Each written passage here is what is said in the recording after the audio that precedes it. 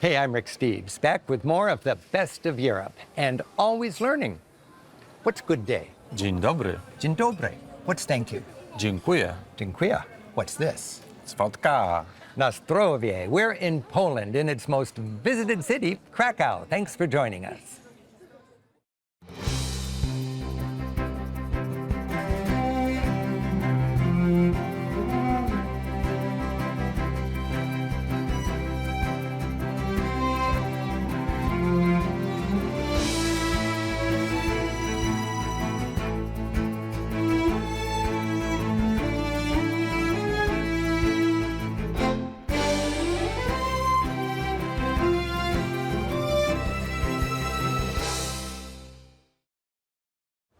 Poland's political capital may have moved to Warsaw centuries ago, but Krakow remains the historic, cultural, and intellectual capital, a proud symbol of the Polish national identity.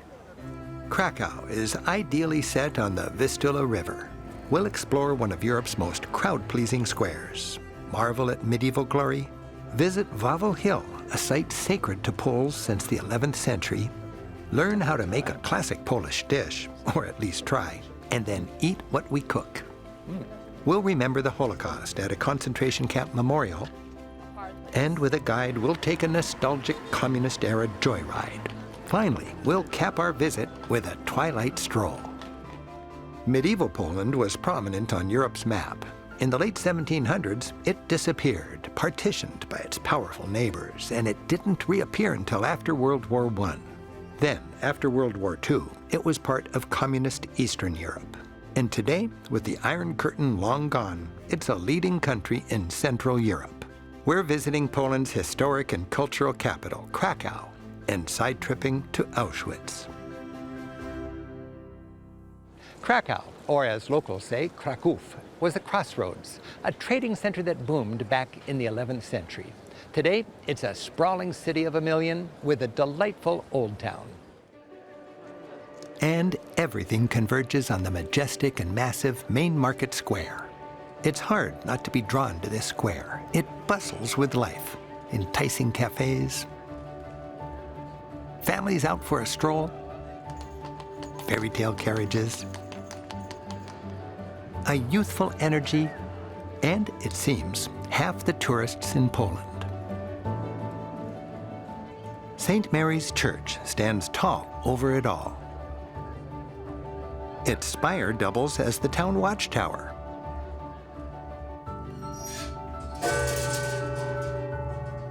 At the top of each hour, literally 24/7, a fireman with a trumpet comes to the window and plays a tune to announce all is well. A tune that suddenly dies, recalling a legend in which a watchman's throat was pierced by an enemy arrow.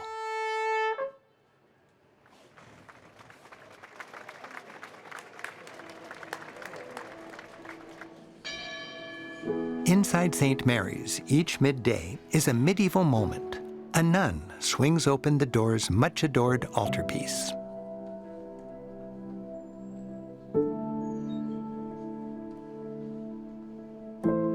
This exquisite Gothic triptych with hinged panels was carved in the late 1400s by Veit Stoss. One of the most impressive medieval wood carvings in Europe, it depicts the Virgin Mary's ascent to heaven with emotion rare in Gothic art.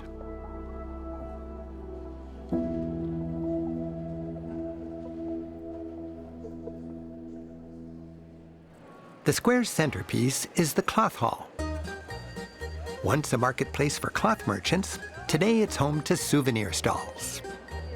Vendors sell gifty crafts from all over Poland, like painted wooden plates from mountain forests, colorful embroidery, delicately hand-stitched, hand-painted pottery from Silesia, and amber jewelry from the Baltic coast for your favorite travel partner. Krakow's Old Town is compact and easy to navigate.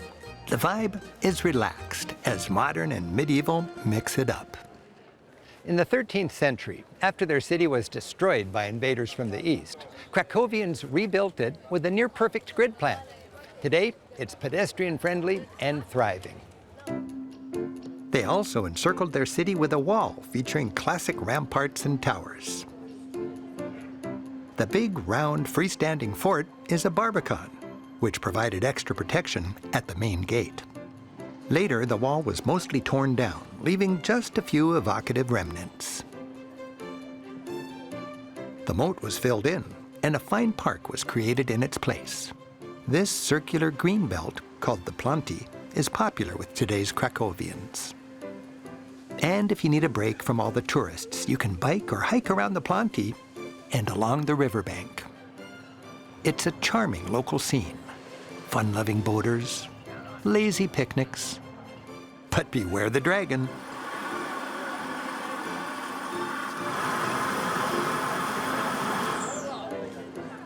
Oh, and if you think you're good at chess, challenge one of these guys.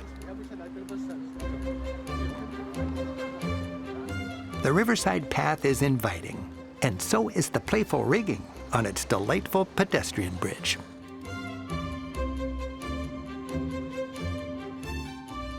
Krakow has been called Little Rome.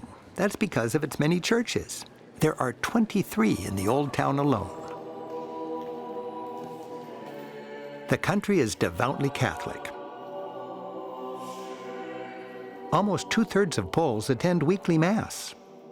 So churches here aren't just tourist attractions, they're alive with worshipers.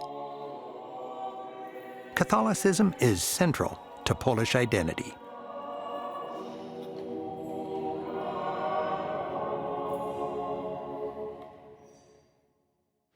Squeezed for centuries between Protestant Germans and Orthodox Russia, Poles were united and strengthened by their Catholic faith. And after World War II, when Poland was ruled by anti-church communists, going to Mass was more than worship. It was a political statement, a chance to express both dissent and a desire for freedom. It was during these challenging times that a charismatic Krakow priest named Karol Wojtyła led his flock in defiance of communist authorities. Throughout the 1950s, 60s, and 70s, he fought for the right to worship inside the communist state. The church hierarchy was impressed, and in 1978, that humble Polish priest was elected Pope John Paul II. The first non-Italian pope in centuries was made a saint in 2014. Although he's a controversial figure to some, many locals consider him the greatest Pole. Krakow's Franciscan church was special to John Paul. He'd come here all alone to pray. This was his favorite pew, way in the back. To people across the Eastern Bloc and to Catholics worldwide, Pope John Paul II embodied the resistance fighting Soviet rule. And he inspired the Polish people with his soothing refrain, "Have no fear." The church is also a fine introduction to Art Nouveau Polish style. With its stained glass weaving together images of the favorite Franciscan saints, it employs the movement's characteristic organic swoops and floral motifs. Another window shows God in the act of creation, turning natural light into spiritual energy.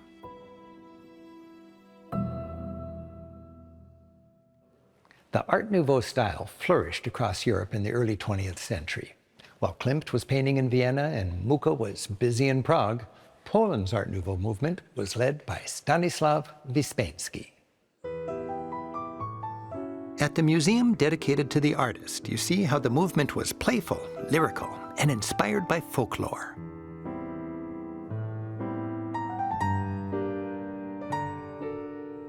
Wyspiański and his fellow artists mixed gloom and mysticism into beauty that came with a message. The spirit of Poland will live on.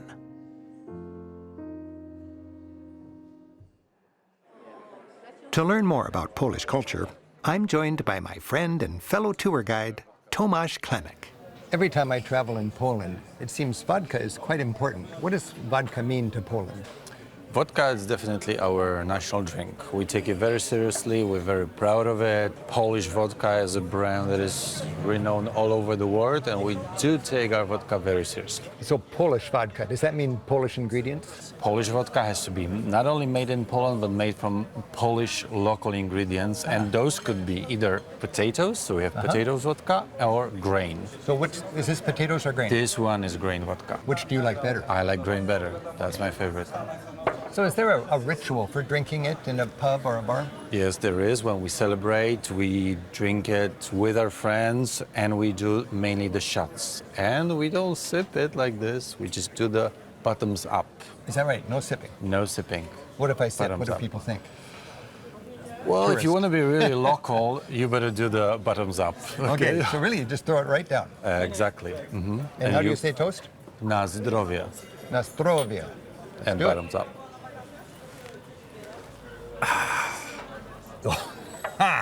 Yes. For dinner, Tomasz has promised to teach me how to make a classic Polish dish at his house. A dish that all Polish grandmas make. I'm learning how to cook pierogi. First, you knead the potato dough to just the right texture. Like a Play-Doh. It's very relaxing. It's like going to a spa for your body and soul. Is Grandma looking down? I hope she is. Then you roll it out, flat as a Polish We crepe. want it as thin as possible because our dough is generally flavorless. What gives the flavor to our dish is the filling and the topping. And cut out small discs. Beautiful. Making cute little pockets, you tuck in the cheese, onion, and meat filling. Then you seal it watertight around the edges. Pinch it firmly. Do There we it. go. Has to be your first pierogi. Congratulations. And we just wait for them to float. After a short boiling bath, they're ready to eat.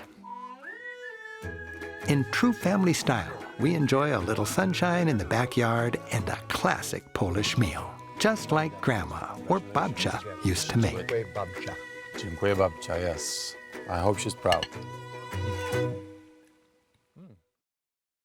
From Krakow's Old Town, a ramp leads up to the most hallowed ground in all of Poland. Wawel Hill is sacred to the Polish people, a castle and royal residence since the 11th century. The park-like scene entices Poles to drop by and celebrate their nation's epic story. Everything is layered in history, including the venerable Wawel Cathedral. Architecturally, it's a hodgepodge, a riot of towers and chapels. This national church, with its many tombs, is a who's who of the nation's most beloved figures, from saints to generals to kings and queens. And if you're going to remember only one name, make it Kazimierz the Great. He ruled Poland from Krakow in the 14th century. The larger-than-life Kazimierz was a great warrior, diplomat, and patron of the arts. His scribes bragged that Kazimierz found Poland made of wood and left it made of stone and brick. In fact, he even made it on the 50 zloty note. Kazimierz provided refuge for Jews expelled from other lands, and he established the tradition that Poland would provide safe refuge for Europe's Jews. In fact, for centuries, an estimated 1/3 of the world's Jews lived right here, in a land known as the Jewish paradise. While they still faced some persecution, Jews carved out a relatively vital niche in Polish society, as Poland became home to an estimated 1/3 of the world's Jews. Krakow's historic Jewish district is named for Kazimierz. Until the 20th century, Jews made up 1/4 of Krakow's population. Of the neighborhood's many historic synagogues, some are still places of worship.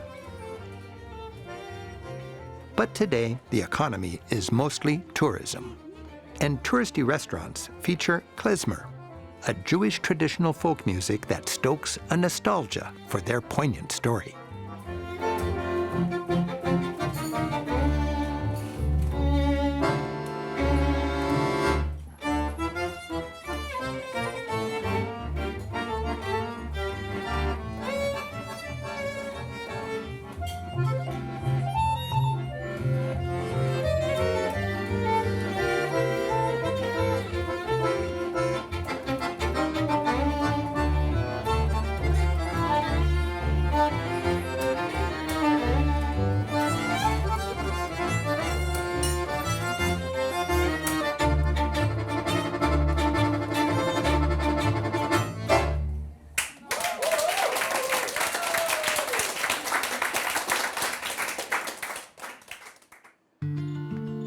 The old cemetery of Kazimierz also honors the Jewish past.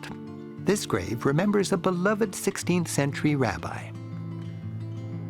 Prayers are lovingly tucked into the cracks and crevices of his tombstone. And rocks stacked atop tombs, also representing prayers, recall the ancient Jewish tradition of covering sandy graves with stones to prevent them from being disturbed. Jewish cemeteries, like the community of Kazimierz itself, were nearly destroyed after Nazi Germany invaded Poland in 1939. Gravestones crushed under Nazi tank treads were later assembled into memorial mosaic walls. During the Holocaust, the vast majority of Krakow's Jews ended up in concentration camps, and fewer than 1 in 10 survived World War II. About an hour away is perhaps the most powerful Holocaust memorial in all of Europe, the concentration camp at Auschwitz-Birkenau. This was the biggest and most notorious concentration camp in the vast Nazi system. After invading and occupying Poland in 1939, Nazi Germany built many such camps here, far from mainstream German society. Ultimately, they murdered an estimated 6 million people, mostly Jews, and about half of those came from Poland. The Nazis turned this army base into a death camp. Over 1 million people, the vast majority of them Jews, were systematically exterminated here at Auschwitz. The notorious gate welcomed inmates with a cruel lie. Arbeit macht frei. Work will set you free. The former cell blocks now display powerful museum exhibits that, while difficult to see, must, out of respect to its victims, be seen. People were told they'd be starting new lives and to bring luggage, clearly labeled with their names. After they were killed, everything of value was seized and sorted. Crutches and prosthetic limbs remind us that the first people exterminated were the mentally and physically ill. Piles of glasses. A seemingly endless mountain of shoes. It's hard to comprehend the numbers. Even children. The Nazis spared no one. Halls are lined with photographs of victims. Men and women, each marked with the date of arrival and the date of death. Inmates rarely survived more than a couple months. The gas chamber and crematorium is marked by its chimney. Up to 700 people at a time could be gassed, but it required 2 days to burn that many bodies. The Nazis wanted an even higher death toll, so they built a far bigger camp nearby. That camp, called Birkenau, was an efficient factory for the mass production of death designed to implement the Nazis' final solution: genocide, the murder of all Jews. It could hold about 100,000 prisoners at a time. People from all over Europe were loaded like animals into train cars like this.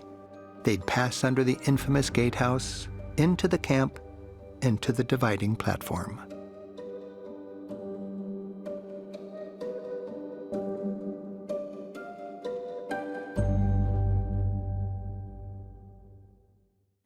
A Nazi doctor stood here and evaluated each prisoner as they stepped off the train.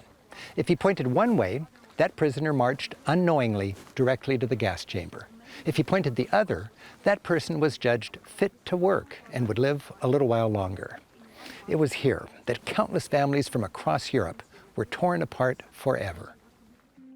The gas chambers, where the mass killing was done, were disguised as showers. At Birkenau, the Nazis gassed and cremated thousands of people per day. The camp monument represents gravestones in the chimney of a crematorium. Plaques in each of the languages spoken by camp victims explain the mission of this memorial.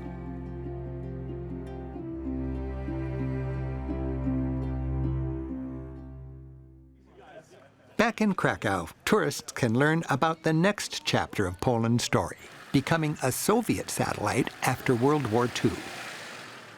One entertaining yet informative way to get a peek at that is by looking through the windows of tiny communist-era cars. Hop in. And we'll do the same, visiting the communist-planned workers' town of Nowa Huta. Oh, I love this little car. Don't get too comfortable. And our guide is Cornelia. This is such a treat. Tell me about this little car. So we are driving a famous Trabant from East Germany. Very popular family car in Poland. Also one of few to choose from, so people had no choice and they were happy what they got. So tell me about this neighborhood. What is this? We are in Nowa Huta district. It's a communist model city from the 50s. The only place like that in Poland, actually. So it's supposed to be a showcase, kind of proving that communism works. People get jobs, apartments, and they're happy. Nowa Huta was designed around a new enormous steel mill, the largest in Poland. Called the Lenin Steel Works, it employed nearly 40,000 workers who worked in 3 shifts, 24 hours a day. It was intended as a high-production factory to show off the Soviet bloc's industrial might. How many people lived in Nowa Huta?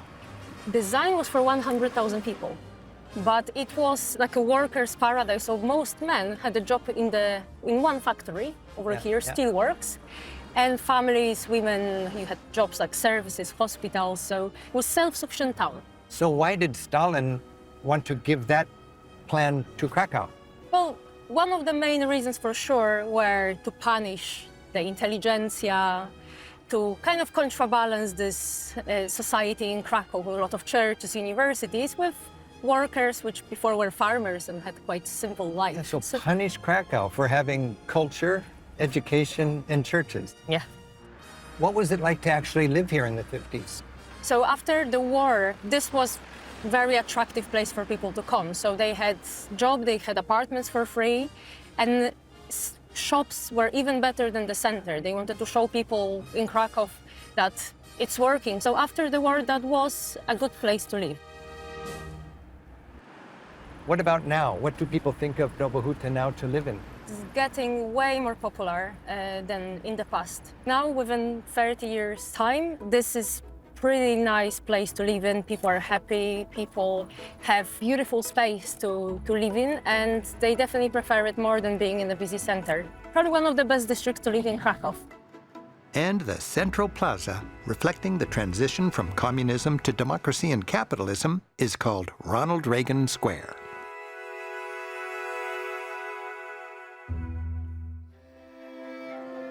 Let's enjoy one last slice of Krakow with an evening walk. The Jewish quarter, Kazimierz, has transformed into a thriving night spot with trendy pubs and restaurants and an inviting energy. The round market hall is now a food circus, popular with families and locals out on a cheap date, many munching zapiekanka, the local pizza. And back at the main market square, locals and visitors alike make the scene. Cafes are full. The horse carriages add to the genteel atmosphere. And it's all about another great travel tip, savoring the moment. As the sun sets and the lights come on, Krakow takes on a timeless and romantic aura. Surrounded by the floodlit wonders of Krakow and having learned so much in this jewel of a city, I'm reminded how travel connects us with the past, with rich cultures, and with inspiring people. I'm Rick Steves. Until next time, keep on traveling. It was also the nickname of her lover. I guess it's up to the viewer to decide what's really going on. Like painted wooden plates from mountain forests. That was good. Like painted wooden plates from mountain forests. Like painted wooden...